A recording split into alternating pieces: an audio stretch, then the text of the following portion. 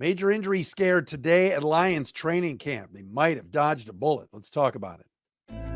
You are Locked On Lions, your daily Detroit Lions podcast. Part of the Locked On Podcast Network, your team every day.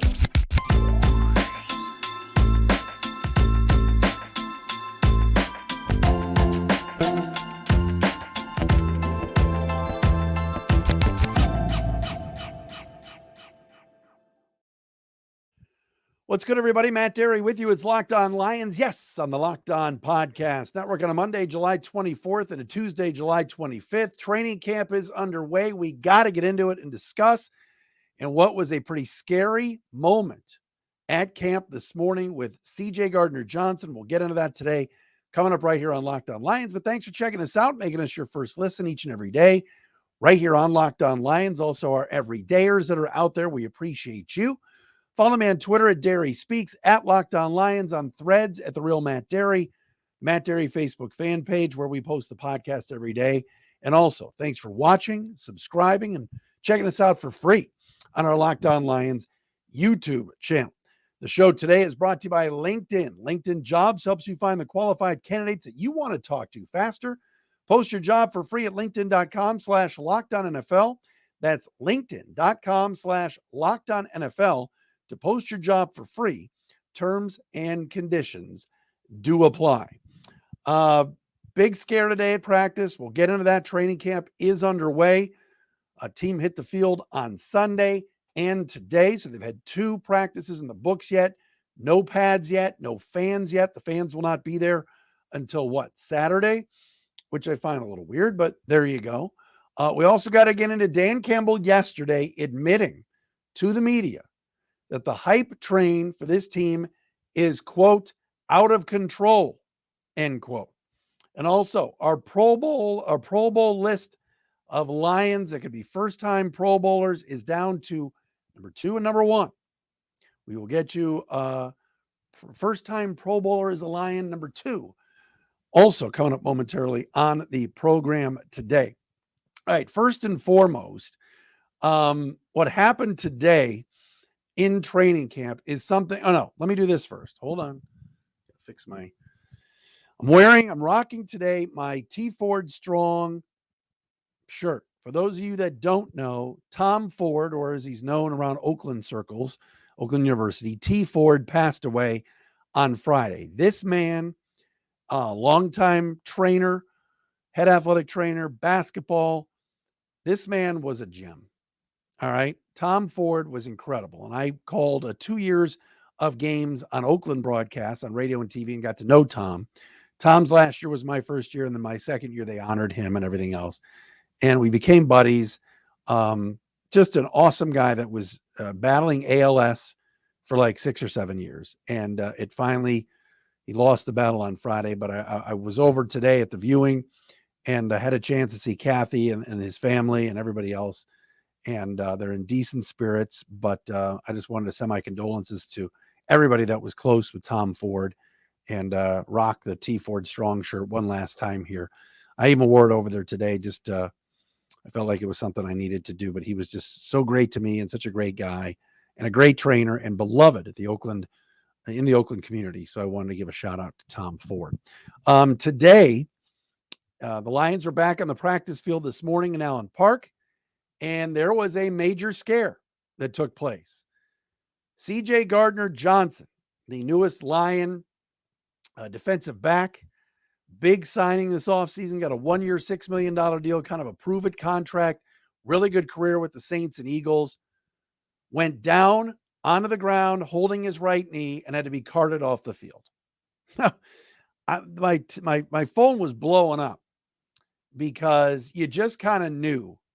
Like, here's Dan Campbell yesterday talking about the hype train and mentioning that, our expectations are high, but we can't read all our press clippings and everything else. And you just, like, this organization is the most enthusiastic, excited, optimistic that it's been, in how many years? I mean, it's crazy.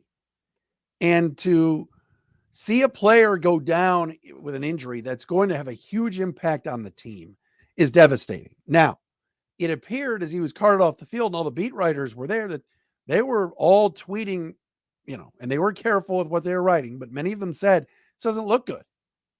He was chasing Jahmyr Gibbs, running toward the sideline. All of a sudden, grabs his right leg and his right knee and is down and can't move and had to be carted off. Normally, those injuries are torn ACLs. Normally, those are season enders right then and there. Tom Pelissero, then from the NFL Network, came out a couple hours later and reported that the Lions might have dodged a bullet and that sources tell him it is not a major injury. So if that's the case, what a bullet that the Lions would dodge. Now, again, if there's one position where the Lions have some big-time depth right now, it's the secondary. And I can't believe I'm saying it, but it's true. All I was thinking about today when I was talking about CJ Gardner-Johnson's injury was well, they better get the rookie from Alabama, Brian Branch, the second-round pick, up to speed. He is going to be a really good football player. And I think he's going to get an opportunity this year to play and learn from under guys like Tracy Walker, Kirby Joseph, and Chauncey Gardner-Johnson. I saw an interview with CJ last night on Fox 2 on the Lions training camp preview show with Dan Miller, Jennifer Hammond, Bob Winowski, and Jeff Spicoli. And I thought it was really good. All right. Really good interview with Gardner-Johnson because you can tell he's a natural born leader. He's a bit mouthy. All right. He's a bit cocky, but he's a guy that was like, look, I learned from veterans when I was with Malcolm Jenkins in New Orleans or Cam Jordan or this guy in Philadelphia, Brandon Graham. And he would be a guy that would bring some juice to that secondary, some smack talk, but back it up. He led the NFL in interceptions last year. So that's a huge pickup. I was doing backflips when the Lions made that signing. I was a little bit concerned about some of the things he had to say about New Orleans when he left and about Philly when he left and bad-mouthing the defensive coordinator and all those things. But you know what? The guy backs it up with good play. So apparently, at least right now, as I'm recording at 5:30 on Monday night, apparently for now, this injury is nothing major. It's not serious, according to reports. Right? Justin Rogers of the Detroit News said the same thing. A source told him it's not serious. We'll see. Dan Campbell will address the media again tomorrow morning, and I'm sure have an update on it.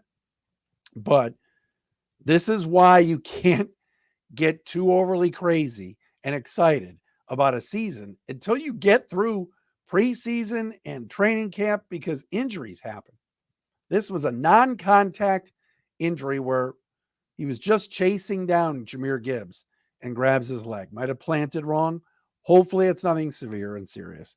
And CJ Gardner-Johnson can be back with the team soon. But I love the depth that the team has in the secondary with Branch, with Melifonwu. They've got a lot of safeties. They've got a lot of cornerbacks. So let's just hope it's nothing serious like Pelissero and others have been saying and that he's okay. But again, it does make you think. It makes you think about how everybody's picking the Lions to win the division. I saw Nate Davis today from USA Today said 10-7 winning the division and everybody else in the division being 7-10. And I always like looking at the Nate Davis USA Today predictions every year. But the Lions have to stay healthy for the most. Last year, for the most part, the team stayed pretty healthy. DeAndre Swift was the most healthy he had been all of his career last season. Yes, he did miss a few games. Jared Goff stayed upright and didn't have to miss any games like he did the year before when Mr. August, Tim Boyle, took over. Health is a huge factor. So we'll see how Johnson is tomorrow. All right. Coming up next, I want to discuss Dan Campbell's commentary yesterday about the hype train, which I thought was very, very interesting. We'll do that coming up next. First, though, what about our friends at LinkedIn Jobs? These days, every new potential hire can feel like a high-stakes wager for your small business. You don't want that.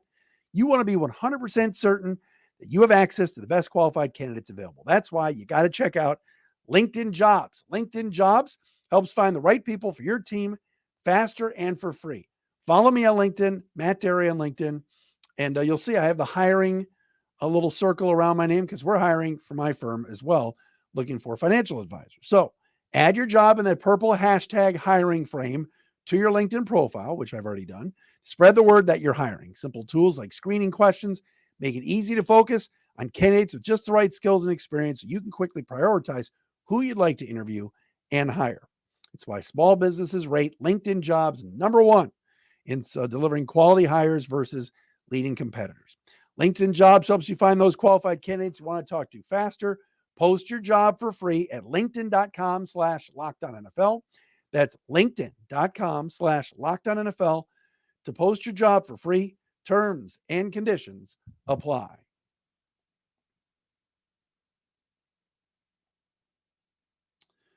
All right, Monday edition of Locked On Lions. Lions back at it. They had a couple of practices already. Training camp starting early. Fans won't be out there until Saturday, which again, I find weird. Why wouldn't the fans be, unless they just wanted to do a week without fans, but whatever. I mean, to me, practices have more energy and gusto when fans are there. Dan Campbell's opening press conference on Sunday morning for the team's first initial practice. And look, Dan Campbell tells it like it is. He's an excellent interview. He's open, he's honest, and we're going to find out this year if he can coach football and if he can make adjustments, if he can, push all the right buttons and get this team to where they want to go, which is an NFC North championship and the first division championship for this operation since 1993. Dan Campbell said something interesting yesterday, and he brought up the hype train himself. He said, we got to keep things in perspective. And by the way, the hype train surrounding our team is out of control. And he went a little bit more in depth on it on that Fox 2 show last night on the training camp preview, basically saying, look, I'm not worried about our guys staying focused, but there is a lot of hype. We haven't won anything yet. Jared Goff said the same thing. So he's had conversations already with his team about the hype train, and he recognizes that it's out of control. His words. Here's the thing. I don't think the hype train is out of control because the Lions have a big head or ego, or that the Lions are world beaters yet. I don't. Lions have a good team. Roster's improved. But the biggest reason why the hype train is out there is because the NFC sucks. Think about the AFC and all the good teams there. I mentioned the Nate Davis USA Today predictions. All right. They predict every team. Nate Davis, USA Today, predicts every team in the AFC North to have a winning record.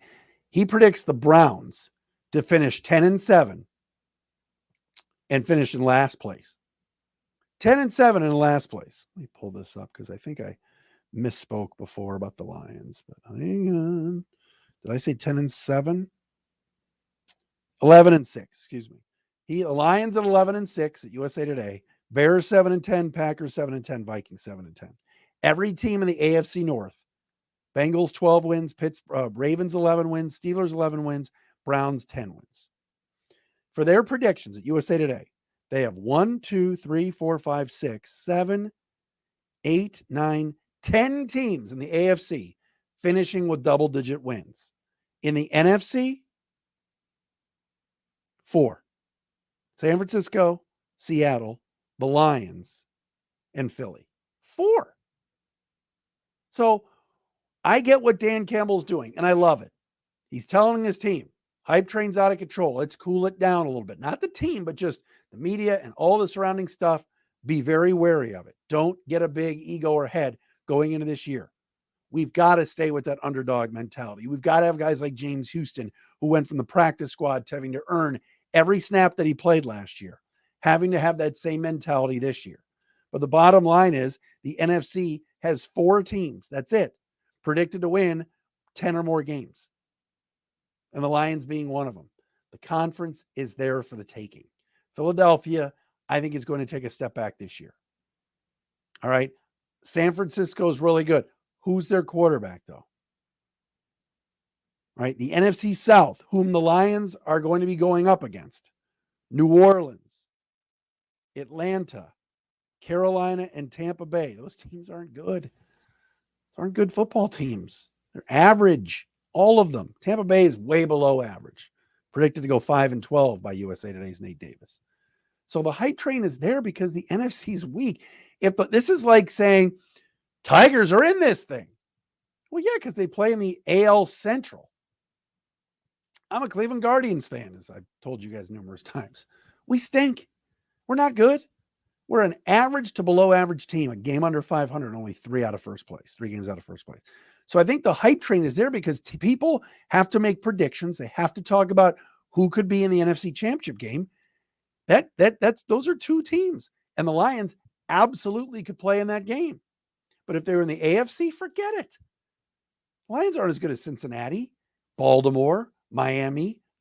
Heck, New England dragged them around the field last year. Kansas City. You could make an argument for the entire AFC North. Cleveland stays healthy. They're going to be good. So I think the hype train is there because I think the conference is weak and the division's weak. But I love that Dan Campbell brought it up and at least said, look, we think it's a little bit out of control. They're seeing it. They're reading it. He's not giving you, I don't read the newspapers. I don't go on social media stuff. He's being honest. So that I appreciate.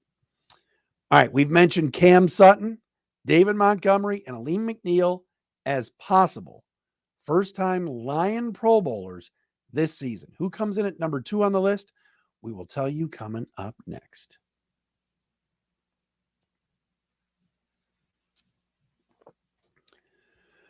All right, folks. This was tough for me. Now, when I went through the list, and we do this every year, I always go 5-1, 5 being less likely and 1 being most likely. Like I said before, Cam Sutton came in at number 5, the cornerback, signed this offseason. I think he's going to have a good year. David Montgomery already showing good flashes and signs at training camp. Think we'll have a good year. Aleem McNeil came in at number 3. I told you guys before, there are so many studs along the defensive line, especially on the interior in the NFC. It's going to be very difficult for Aleem McNeil to make the Pro Bowl, but I think he's going to have a really good year, a breakout year. He talked today after practice and said he's dropped 22 pounds this offseason. He's getting lighter in order to be able to get to the passer. At number 2 on this list, might sound a little repetitive and a broken record, but I did have CJ Gardner-Johnson, the cornerback / safety hybrid, number 2 on the list. You could have made an argument that he was a Pro Bowler last season, but he was playing with guys like James Bradbury in Philly, Darius Slay, and a ton of Eagles made the Pro Bowl on offense and on defense. But Chauncey Gardner-Johnson Jr., or as he's known as CJ, I think is going to have, if he's healthy and all this works out with his knee, a monster year in that Lions secondary. Number 1, we're talking about an improved pass rush, a healthy Charles Harris, a healthy Romeo Okwara, another year of Aiden Hutchinson, another year of James Houston, Josh Paschal playing a full season, John Kaminsky coming back. There are plenty of people to get to the passer, which would mean ball hawks like Gardner-Johnson will get an opportunity to shine, put up some numbers, and get to the Pro Bowl. He felt last year he was snubbed and should have been in. So I think Chauncey Gardner-Johnson has a great chance to be a first-time Lions Pro Bowl player this year. Remember, he's still young. He's only been in the league a few years. He's 25, 26. 3 years in New Orleans, traded to Philadelphia, burned a few bridges at those places. But I think he's matured, and I think he's ready to show what he can do. Again, I made this list last week. You guys know I'll finish off this list tomorrow, and you probably have a good guess on who number 1 is.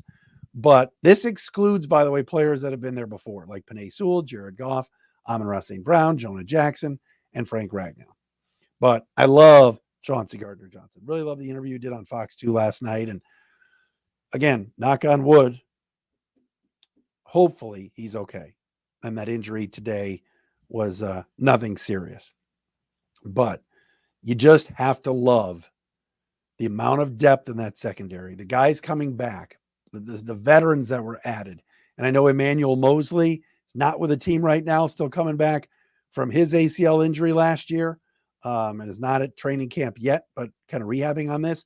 One other thing, Marvin Jones, also on the NFI list right now. Dan Campbell said today it's a back injury for the 33-year-old wide receiver, but he will return to the team shortly. So you're going to have, you're going to have injuries. You're going to have guys that are out to start training camp. Biggest key is that this team stays healthy throughout the season. Rather have the injuries now than when we get to September 7th and the team has to go to Kansas City to take on the Chiefs. So I'm excited for this the season. Everybody is saying right now that the tempo's been good the first 2 days of practice. People feel good about what the Lions have. Denzel Mims spoke today, said, look, I'm reborn coming over from the Jets. I never really felt like I had a chance in New York playing with quarterbacks that, quite honestly, Zach Wilson, Mike White, and others couldn't get him the football. Joe Flacco, he feels like he's getting another opportunity here. We'll have to wait and see on that. All right, that'll do it for this Monday edition of Locked On Lions right here on the Locked On Podcast Network. Reaching out for a couple of guests this week. Still working on trying to get our man Warren Sharp on from Sharp Football. But we're back tomorrow right here on another edition of Locked On Lions. We'll have an update tomorrow on Chauncey Gardner-Johnson's injury. Hopefully, Dan Campbell confirms it is nothing major. We'll see you again tomorrow.